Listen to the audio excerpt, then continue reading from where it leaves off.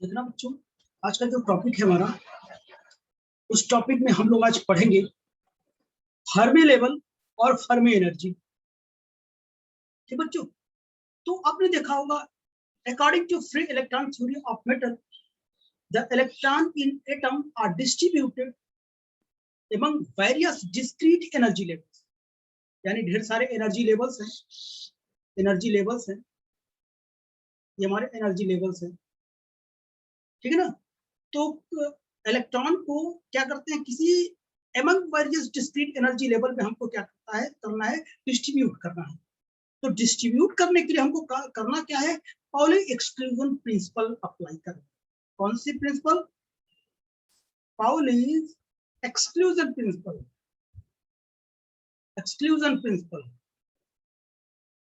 Pauli exclusion principle. ये Pauli exclusion principle का क्या रूल है? According to Pauli exclusion principle, no two electrons can be in the same quantum state। किसी एक same quantum state में दो electron नहीं रह सकते। पाउली का क्या रूल है? No two electron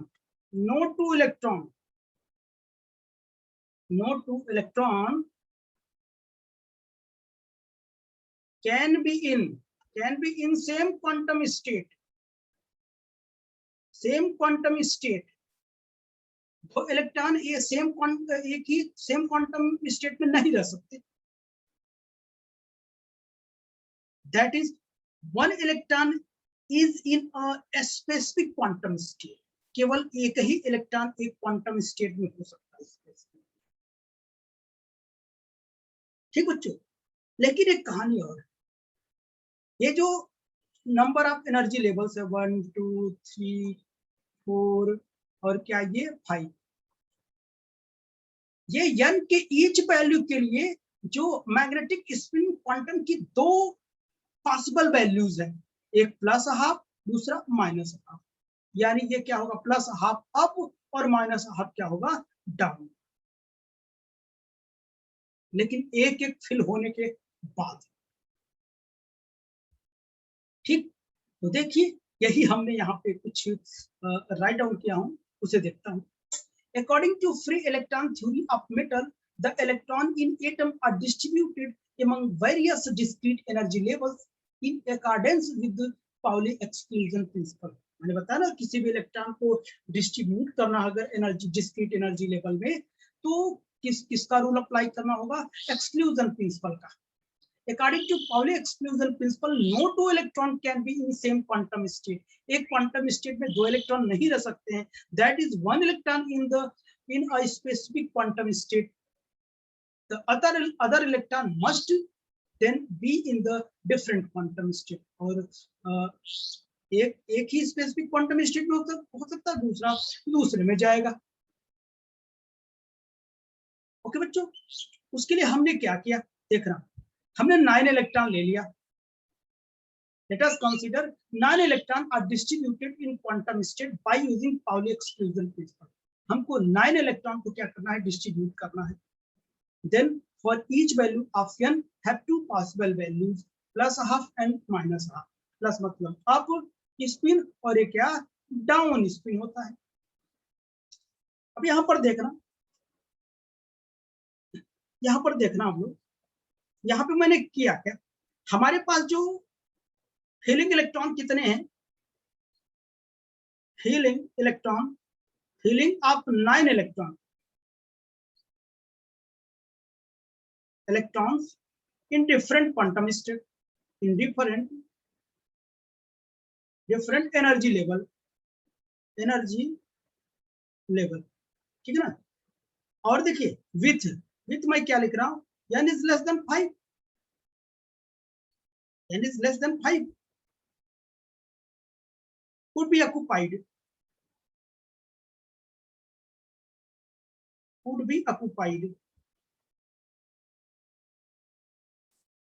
less than 5 या n will be equals to 5, ये occupied होंगे, मतलब भरे हुए होंगे। जबकि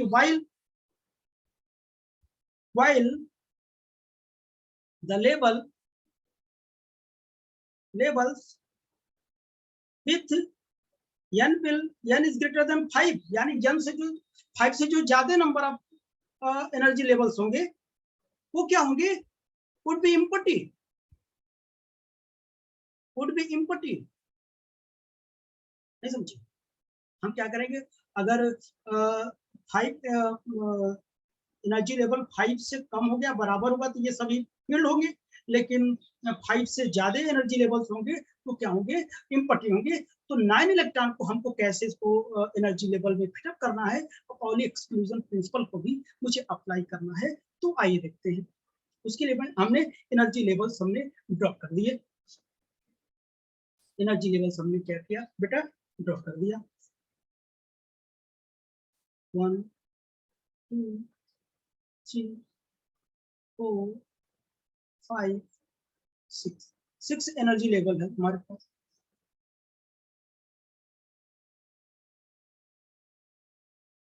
ठीक है, n will be equals to 1, n will be equals to 2, n will be equals to 3, n will be equals to 4, n will be equals to 5, n will be equals to 6।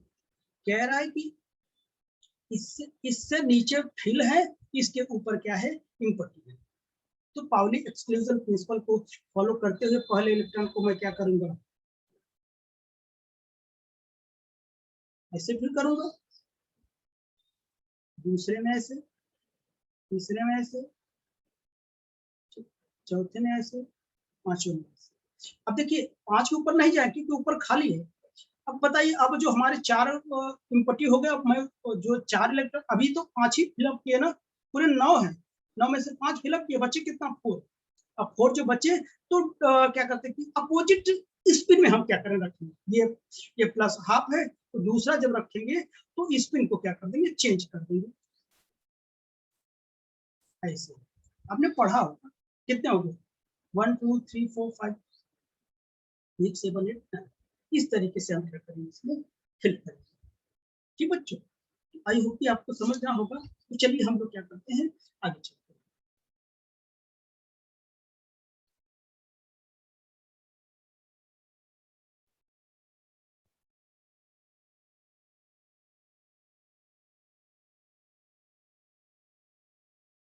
तो इसका मतलब क्या हो गया, अब हम क्या करेंगे, देखना, the total number of electron in quantum state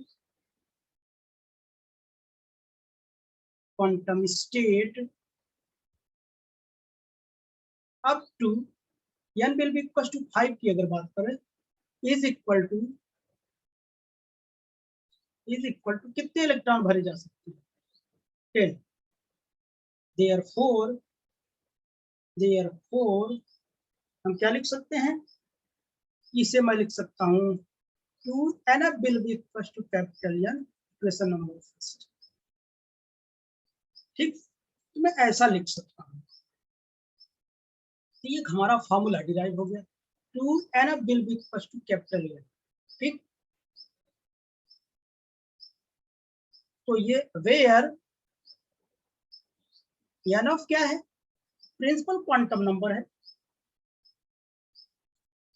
is the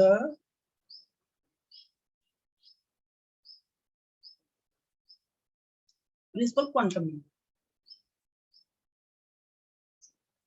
principal quantum number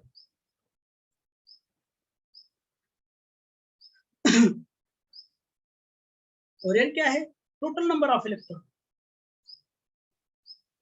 total number of electron. ठीक, यहां तक की बात है। अच्छा, अब तो मुझे पता चल गया, हमने क्या किया, ये बनाया था 1 2 3 4 5 6 n will be equals to 1 2 3 4 5 6। मैंने ऐसे फिल किया था,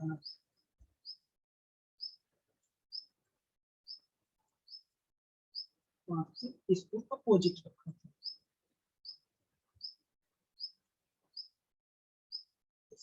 इतना फिल किया था ना। तो अब फर्मी लेवल को हम क्या करते हैं, डिफाइन कर लेते हैं। अब देखना फर्मी लेवल होता क्या है, इसी फर्मी लेवल की हमको तलाश है।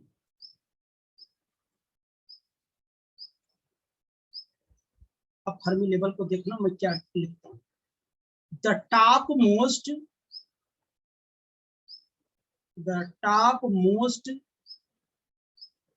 field energy at T will be equal to 0 Kelvin is known as Fermi level, and the energy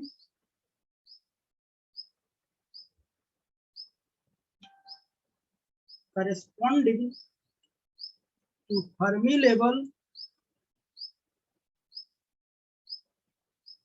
is known as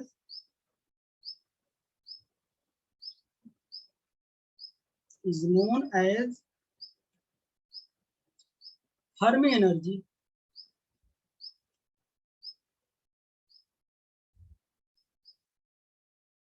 समझ में? तो देखो क्या लिखा है, the top most field energy at T will be equal to 0 kelvin is known as the Fermi level. यानी top most field energy T will be equal to 0 kelvin पर, 0 kelvin पर जो टॉप मोस्ट क्या होता है, top most जो energy level हो, वो फील्ड होता है, उसी को हम फर्मी लेवल कहते हैं। उसके करस्पॉन्डिंग जो एनर्जी होती है उसको हम लोग क्या बोलते हैं, फर्मी एनर्जी बोलते हैं। तो बच्चों पास में ना चुप लोग, यहाँ बताइए फर्मी लेवल कौन सी होगी, ये वाली होगी, n will be equal to 5 top most है तो बहुत,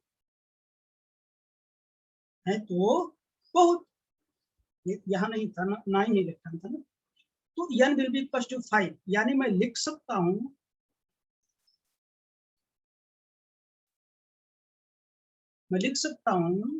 n will be equal to 5 state is called as Fermi level। तो टॉप मोस्ट फील्ड जो होगा वही क्या होगा, फर्मी लेवल होगा।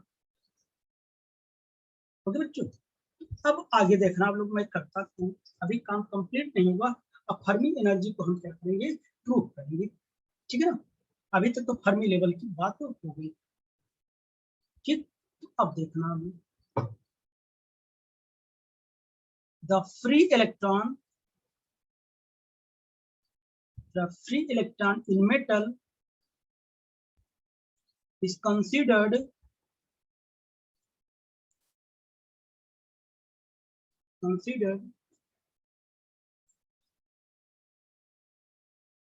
as a particle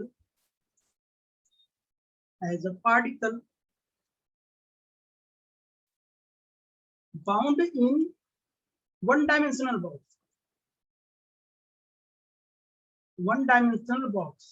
तो हमने क्या किया, जो फ्री इलेक्ट्रॉन होगा मेटल में, हम कैसे कंसीडर करेंगे, जैसे कि वन डायमेंशनल बॉक्स में क्या है, वो इलेक्ट्रॉन मूव कर रहा है। तो आपने वन डायमेंशनल बॉक्स पढ़ा है, 1D बॉक्स, इसलिए पढ़ा है ना आपने, 1D बॉक्स आपने सब लोगों ने पढ़ा। ये x will be equal to 0, x will be equal to L। यहाँ पर क्या है, इसकी पूरी जो लेंथ है वो तो देखिए आप लोग कितना है। यहाँ पे जो पोटेंशियल होगा इन्फिनिटी होगा, लेकिन अंदर पोटेंशियल कितना है, 0 है। ये जो इलेक्ट्रॉन है, इलेक्ट्रॉन ही क्या कर रहा है, इसे मूव कर रहा है, ठीक, ऐसे क्या कर रहा है, मूव कर रहा है, ठीक। तो उसके लिए आपने एनर्जी पढ़ा था पहले, तो जो पोटेंशियल देख लेते हैं, पोटेंशियल एनर्जी Vx क्या है, 0 है। कहां कहां पर 0 है बताइए, फॉर इस रेंज में, यानी x क्या 0 से ग्रेटर और l से स्मॉल, ये बात तो है ना, इसके बीच में, इससे ग्रेटर इससे लेस, इसके बीच में पोटेंशियल 0 है, और Vx will be equal to infinity कहाँ है, और x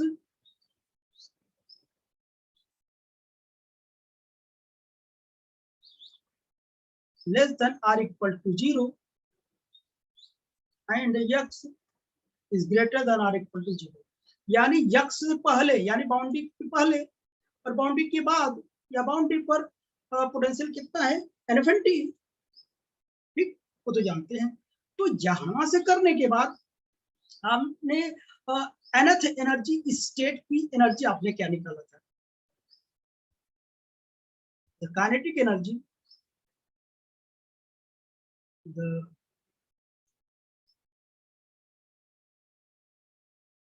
energy in the energy of electron in nth energy state, क्या लिखा था, याद करो, शायद ये आपको पता होगा, n will be equal to n square h square by 8ml square, ठीक है ना। यहाँ से हम लोग इसे रूट नहीं करेंगे, हमारा मुद्दा वो नहीं है, ये मुझे डायरेक्ट पता होना चाहिए। तो EF मतलब कि n की जगह F लिखा, मतलब कि फर्मी एनर्जी मुझे निकालना है। EN स्टेट की एनर्जी जो टॉप मोस्ट होता है 0 डिग्री पर, वो क्या होता है, फर्मी लेवल होता है, उसकी एनर्जी फर्मी एनर्जी कहलाती है, तो F लिखेंगे। EF मतलब क्या, EF मतलब क्या हो जाएगा, फर्मी एनर्जी, फर्मी एनर्जी है ये, तो क्या हो जाएगा, यहाँ पे NF स्क्वायर और H स्क्वायर डिवाइड बाई कितना हो जाएगा, 8ml हो जाएगा, स्क्वायर भी है ना। आगे देखना क्या होगा, NF will be equals to, हमने बताया था 2 NF will be equals to n लिखा था, NF will be equals to n by 2, equation number देखो, इससे पहले मैंने किया था, तो यहाँ जगह पे वैल्यू पुट कर दूंगा, n by 2 का स्क्वायर h का स्क्वायर बाई 8ml स्क्वायर हो जाएगा, ठीक। अब इसे मैं इसे खोल लेता हूँ, h square by 8m, h square by 8m लिखा, मैंने क्या किया, पाई स्क्वायर का मल्टीप्लाई और पाई स्क्वायर का मैंने डिवाइड कर दिया, और क्या लिखा, n बाई 2l का स्क्वायर कर दिया, क्योंकि ये भी स्क्वायर है, ये भी पूरे कर एक साथ लिख दिया स्क्वायर स्क्वायर वाले को। अच्छा, अब देखना मैं क्या करता हूँ, यहाँ देखना EF will be equal to H will be, वो H cross will be equal to क्या जानते हैं, H बाई 2 पाई जानते हैं क्या, H बाई 2, देखना मैं क्या लिखता हूँ, H लिखा और 2 पाई का होल स्क्वायर लिखा, ठीक। इसको अगर इसको मैं खोलता तो 4 होता, तो यहाँ से 2 बचा, इंटू बचा क्या हमारे पास, इंटू 2m बचा,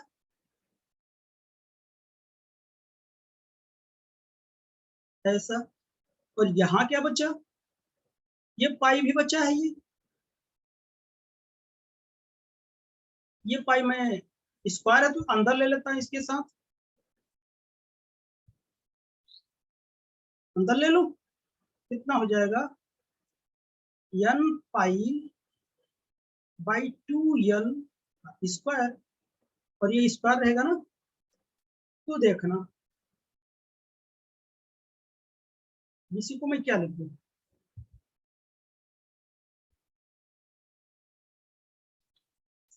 F will be equals to इसे देखो क्या लिख दो, इसको एच का टी स्क्वायर लिख दो क्या, देखो H cross square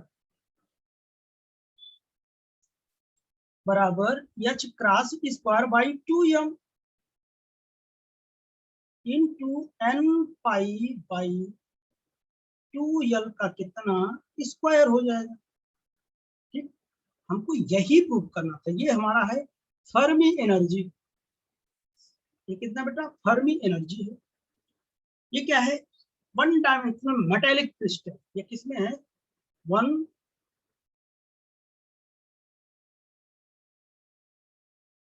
one dimensional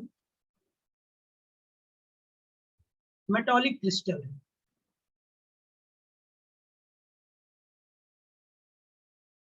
ठीक, वन डायमेंशनल है।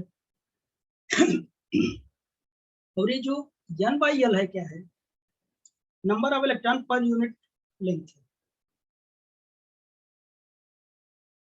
n बाई एल क्या है, number of electron per unit length, per unit length है। ठीक, अब बताइए फॉर थ्री डायमेंशन के लिए बताइए, ये तो वन डायमेंशन था, for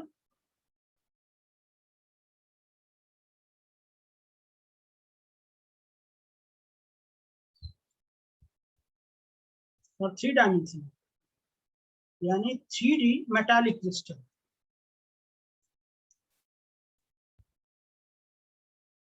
three D metallic crystal के लिए क्या हो जाएगा, बोलो, यही डायरेक्ट लिखो,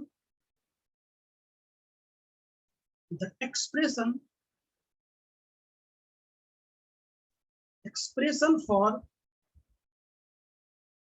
क्या, of expression of Fermi energy. Fermi energy कितना होगा, EF will be equals to H cross by H cross square by 2m, यहाँ एक्स्ट्रा हो जाएगा 3 पाई स्क्वायर n बाई कितना हो जाएगा, v हो जाएगा। अब हम लोग इसे कैलकुलेट करने नहीं चलेंगे।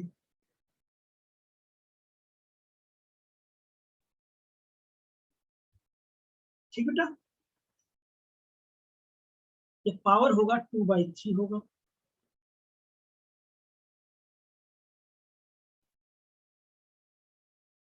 और इसी को और क्या लिख सकते हैं, H क्रॉस बाई 2m 3 पाई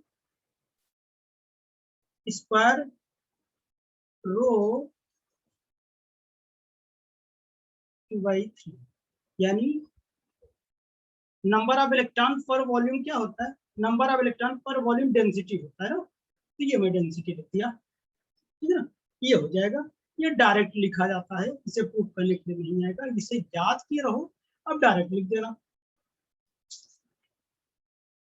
ठीक बेटा, 3D मेटालिक क्रिस्टल के लिए तो यहाँ पे रो क्या है, रो लिख दो चाहे,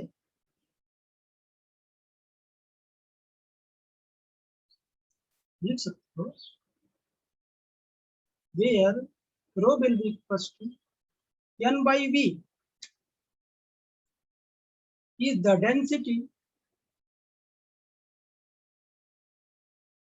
density of 3D metallic crystal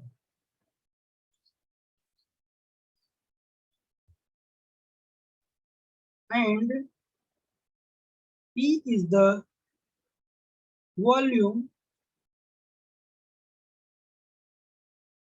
of the 3D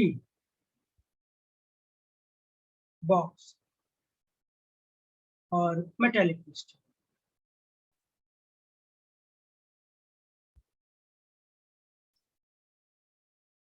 और मेटेलिक क्रिस्टल। तो बेटा आई होप कि ये टॉपिक आपको बहुत अच्छे से समझ में आया होगा।